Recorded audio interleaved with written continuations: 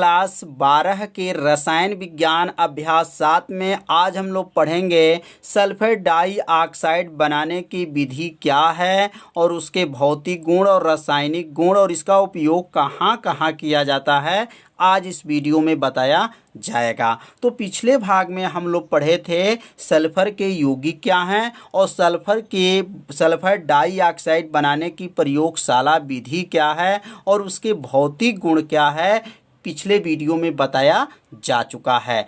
इस भाग में जो आज हम लोग पढ़ेंगे वह सल्फर डाइऑक्साइड के रासायनिक गुण के बारे में अध्ययन करेंगे। तो यदि पिछले भाग का वीडियो आप नहीं देखे होंगे तो प्लेलिस्ट में वीडियो है, वहां से जाकर के उस वीडियो को देख सकते हैं। तो यहाँ लिख लेंगे सल्फर डाइऑक्साइड का जो है रासायनिक गुण क्या है। रासायनिक गुण का मतलब यह होता है जो केमिकल प्रयोगशाला में बनाते हैं वह दूसरे से जो क्रिया करता है तो किस में लिखा जाता है, रासायनिक गुण में लिखा जाता है। तो यहाँ पर हम लोग क्या बनाए हैं, तो सल्फर डाइऑक्साइड बनाए हैं। तो सल्फर डाइऑक्साइड जो है अन्य से जब क्रिया करेगा तो क्या क्या बनेगा, इसके बारे में जानकारी रखेंगे। तो यहाँ लिखेंगे जो सल्फर डाइऑक्साइड है पहला जो है जल से क्रिया करेगा, जल से क्रिया। अब ये जल से जब क्रिया करेगा तो क्या क्या बनेगा, इसके बारे में जानकारी रखेंगे।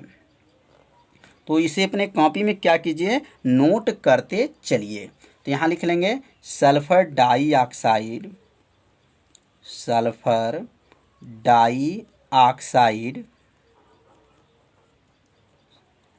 सल्फर डाइऑक्साइड किससे क्रिया करके, जल में घुलकर, जल में घुलकर क्या बनाती है, सल्फ्यूरस, सल्फ्यूरस अम्ल बनाती है। कितना आसान है, सल्फ्यूरस अम्ल बनाती है। बहुत आसान है, बस थोड़ा सा आपको ध्यान देना है। क्या है, सल्फर डाइऑक्साइड जो है जल में घुलकर क्या बनाती हैं, सल्फ्यूरस अम्ल बनाती हैं। अब यहाँ रिएक्शन के बारे में समझेंगे। जैसे यहाँ पर SO2 जो है यह क्या है, सल्फर डाइऑक्साइड है और यहाँ लिखेंगे जल, H2O जो है जल है। जल के साथ जब क्रिया किया तो क्या बना, सल्फ्यूरस, H2SO3, तो इसका नाम है सल्फ्यूरस अम्ल। अगर ये 4 रहता तो सल्फ्यूरिक अम्ल हो जाता। तो यहाँ पे क्या बना है, सल्फ्यूरस अम्ल बना है। तो इस रिएक्शन को आप सभी विद्यार्थी अपने कॉपी में क्या कीजिए, नोट कर लीजिए। अब दूसरा जो क्रिया है ऑक्सीजन से क्रिया। अब ऑक्सीजन से क्रिया कौन करेगा, तो सल्फर डाइऑक्साइड करेगा। तो यहाँ लिख लेंगे ऑक्सीजन से क्रिया, ऑक्सीजन से क्रिया।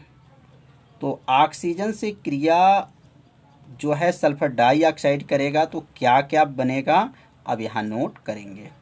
तो लिखेंगे sulphur dioxide, sulphur dioxide, sulphur dioxide oxygen के साथ,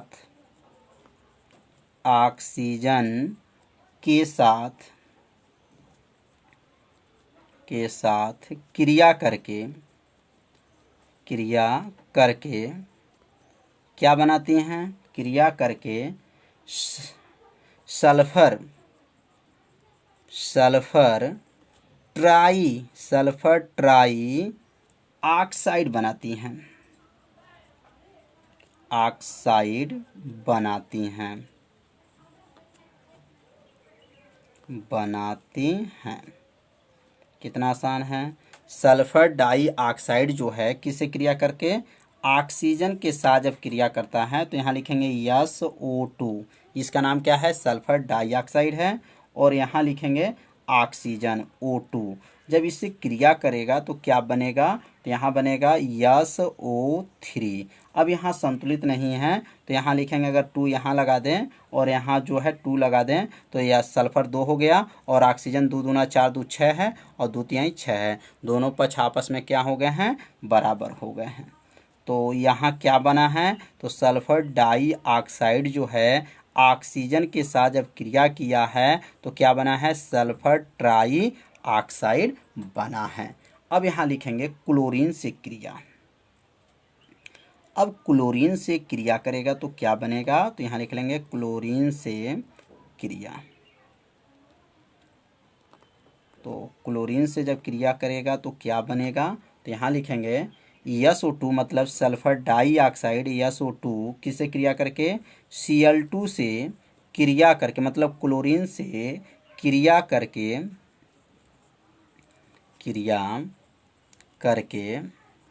क्या बनाती हैं, सल्फ्यूरिल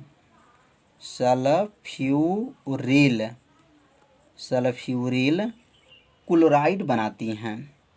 सल्फ्यूरिल क्या बनाती हैं, क्लोराइड बनाती हैं।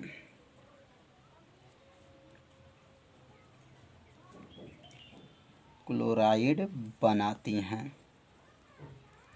अब यहाँ पे जो है इसका रिएक्शन को लिख लेंगे। तो सल्फर डाई ऑक्साइड जो है SO2 जो है किससे क्रिया करेगा, क्लोरीन से क्रिया करेगा। तो क्या बनेगा, तो सल्फ्यूरिल SO2Cl2, इसका नाम है सल्फ्यूरिल क्लोराइड। तो सल्फ्यूरिल क्लोराइड बना। तो रिएक्शन आप सभी विद्यार्थी समझ रहे होंगे।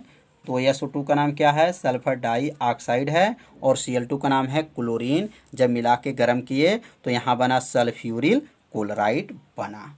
तो अब हम लोग पढ़ेंगे मैग्नीशियम से क्रिया। मैग्नीशियम से क्रिया। मैग्नीशियम से क्रिया जब जो सल्फर डाई ऑक्साइड करेगा तो क्या बनेगा, तो अब इसके आगे लिख लेंगे मैग्नीशियम से क्रिया।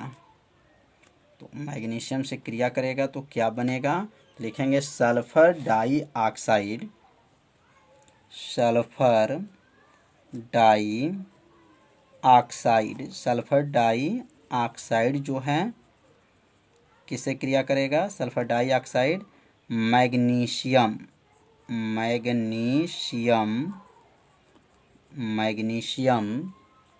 से क्रिया करके, किससे क्रिया करके, मैग्नीशियम से क्रिया करके क्या बनाता है, मैग्नीशियम से क्रिया करके मैग्नीशियम ऑक्साइड बनाता है।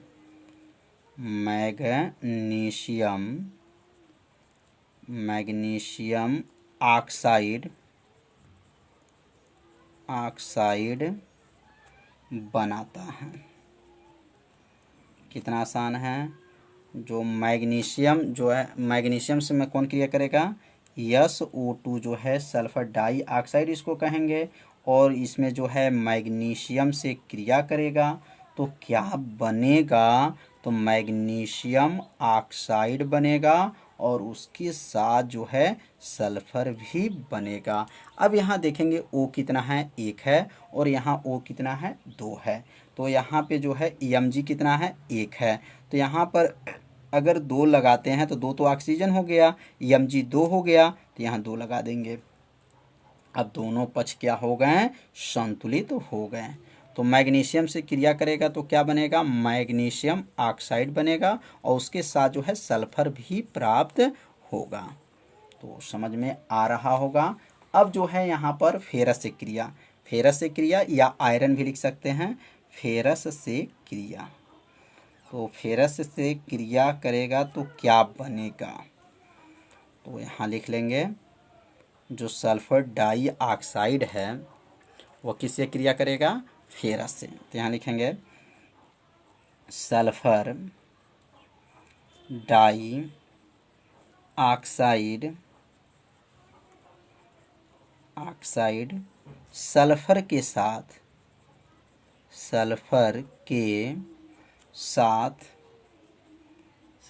साथ गर्म करने पर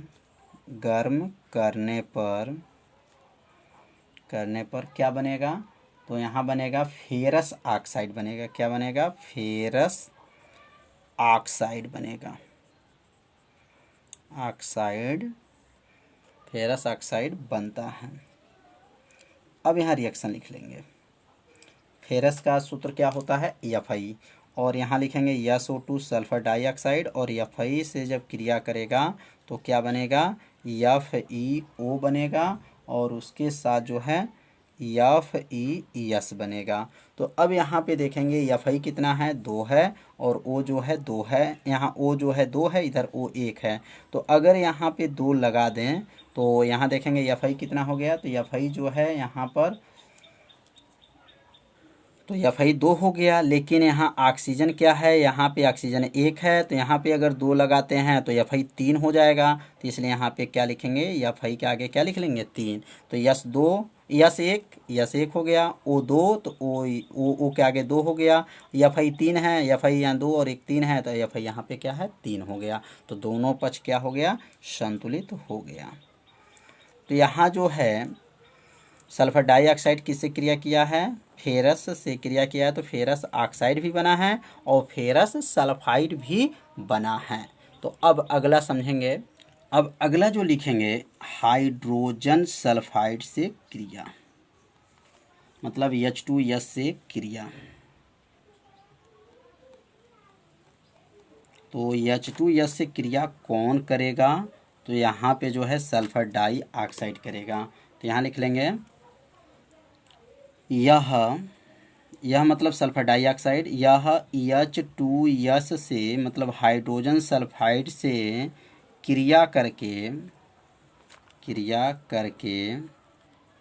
सल्फर बनता है। क्या बनता है, सल्फर बनता है।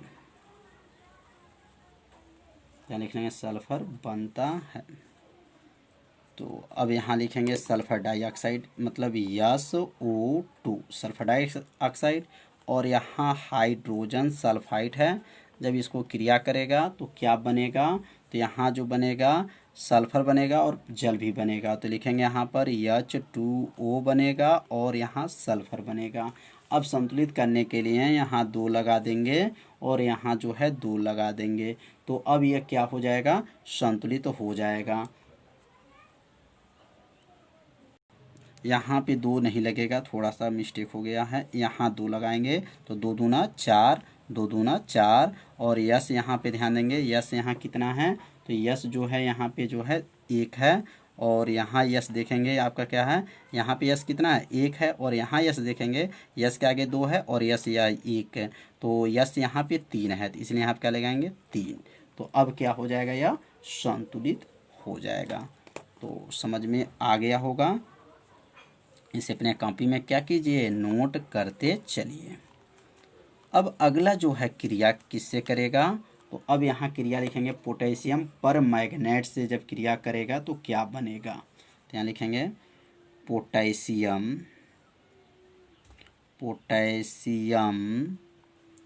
पर मैग्नेट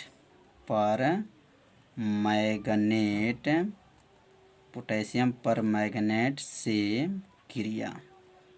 तो अब यहाँ पे जो है पोटेशियम पर मैग्नेट से क्रिया कौन करेगा, तो लिखेंगे सल्फर डाइऑक्साइड जो है पोटेशियम पर मैग्नेट से क्रिया करेगा। तो यहाँ लिखेंगे अम्लीय पोटेशियम अम्लीय पोटेशियम पर मैग्नेट अम्लीय पोटेशियम पर मैग्नेट के विलयन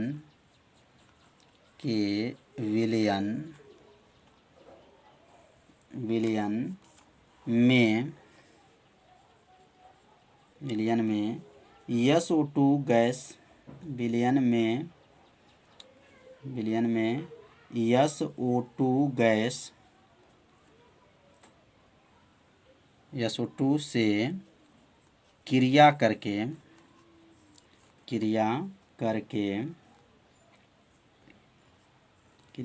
क्या बनाती हैं, पोटेशियम सल्फेट बनाती हैं। पोटेशियम सल्फेट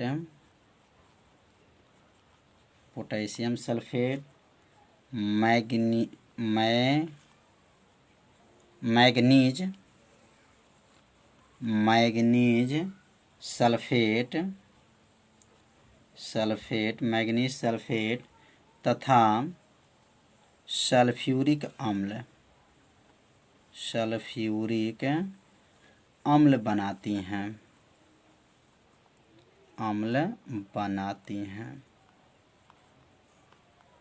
तो ध्यान देंगे, अम्लीय जो पोटेशियम परमैंगनेट जो है क्रिया करेगा तो यहाँ लिखेंगे पहले SO2, यह सल्फर डाइऑक्साइड हो गया, और यहाँ लिखेंगे यहाँ पर KMnO4 हो गया, और यह जो है अम्लीय है मतलब है, तो यह जो है जल है, यहाँ जल लगाएंगे, H2O है मतलब जली विलयन है। जब गर्म करेंगे तो क्या क्या बनेगा, K2SO4 पोटेशियम क्या है, सल्फेट है, और यहाँ लिखेंगे MnSO4 माने मैग्नीज क्या है, सल्फेट है, प्लस क्या हो जाएगा, और यहाँ लिखेंगे H2SO4 मतलब सल्फ्यूरिक अम्ल है। तो इतना जो है यहाँ पे बना है, क्या क्या बना है, सल्फर डाइऑक्साइड और अम्लीय पोटेशियम परमैंगनेट के जली विलयन के साथ जब गर्म करेंगे पोटेशियम सल्फेट, मैग्नीज जो है सल्फेट और सल्फ्यूरिक अम्ल बना है। अब यहाँ संतुलित करने के लिए यहाँ पे जो है 5 लगा देंगे, और यहाँ पे जो है 2 लगा देंगे, और यहाँ जो है 2 लगा देंगे, और यहाँ जो है यहाँ पर 2 लगा देंगे, और यहाँ पर भी क्या लगा देंगे, 2 लगा देंगे। तो यह दोनों पक्ष क्या हो जाएगा, संतुलित हो जाएगा।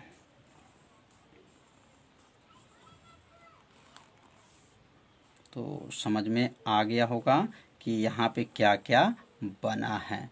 थोड़ा सा रिएक्शन बड़ा है, लेकिन बस थोड़ा सा ध्यान देंगे तो आपको समझ में आ जाएगा। तो अब अगला लिखेंगे हम चूने के पानी से क्रिया। यहाँ लिखेंगे चूने के पानी से क्रिया। तो चूने के पानी से जब क्रिया होगा तो क्या बनेगा, और चूने के पानी से क्रिया कौन करेगा, तो चूने के पानी से क्रिया जो है कौन करेगा, सल्फर डाइऑक्साइड करेगा। तो लिखेंगे चूने का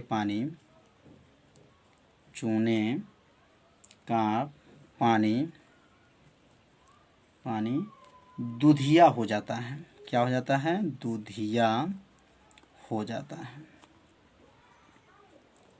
जब क्रिया करेगा तो क्या बनेगा, चूने का पानी क्या हो जाएगा, दूधिया हो जाएगा। तो यहाँ सूत्र लिखना चाहें तो सूत्र लिख लेंगे, तो लिखेंगे CaOH। गर्म करेंगे किसके साथ, SO2 के साथ जब गर्म करेंगे तो क्या बनेगा, तो यहाँ लिखेंगे कैल्शियम सल्फर ट्राइऑक्साइड, और क्या है, जल है। तो चूने के पानी को क्या कर देगा, दूधिया हो जाता है। तो इस रिएक्शन को आप सभी विद्यार्थी अपने कॉपी में क्या कीजिए, नोट कर लीजिए। अब हम लोग पढ़ेंगे इसका लास्ट जो है उपयोग। अब इसका उपयोग कहाँ कहाँ किया जाता है, सल्फर डाइऑक्साइड का उपयोग कहाँ कहाँ करते हैं, तो यहाँ पहला उपयोग के बारे में समझेंगे। पहला लिख लेंगे सल्फ्यूरिक अम्ल बनाने में, सल्फ्यूरिक अम्ल बनाने में जो है इसका प्रयोग करते हैं। दूसरा जो है चीनी शुद्ध करने में।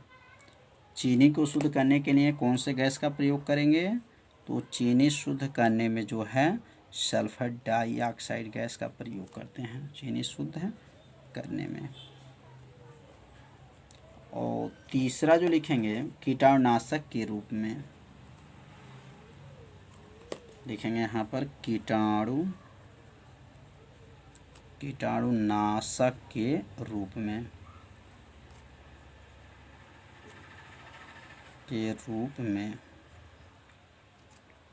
अगला जो लिखेंगे रेशम और ऊन विरंजक के काम आता है। रेशम और ऊन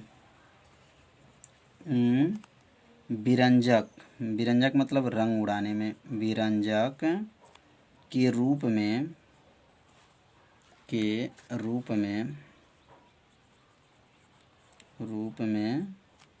काम आता है।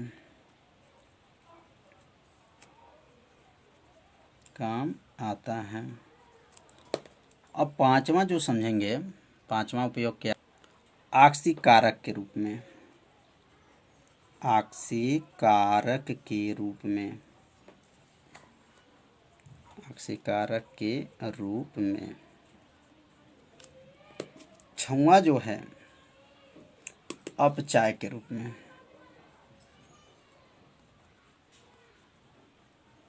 अपचायक के रूप में। तो यहाँ 6 जो है इसका उपयोग बताया गया। तो यह 6 उपयोग आप सभी विद्यार्थी अपने कॉपी में क्या कीजिए, नोट कर लीजिए। अब हम लोग कल के जो पढ़ाई होगा वह सल्फ्यूरिक अम्ल कैसे बनता है, सल्फ्यूरिक अम्ल बनाने की कितनी विधियां हैं, वह कल के वीडियो में बताया जाएगा। तो आज का वीडियो कैसा था आप सभी विद्यार्थी ज़रूर कमेंट कीजिएगा और वीडियो को लाइक ज़रूर कर लीजिए। यदि चैनल पर पहली बार आए होंगे तो चैनल को सब्सक्राइब और घंटी दबाना मत भूलिएगा, क्योंकि यह लाइव क्लास आपके लिए ही चलाया जा रहा है। तो मिलते हैं अगले भाग में, तब तक के लिए सभी विद्यार्थियों को नमस्कार।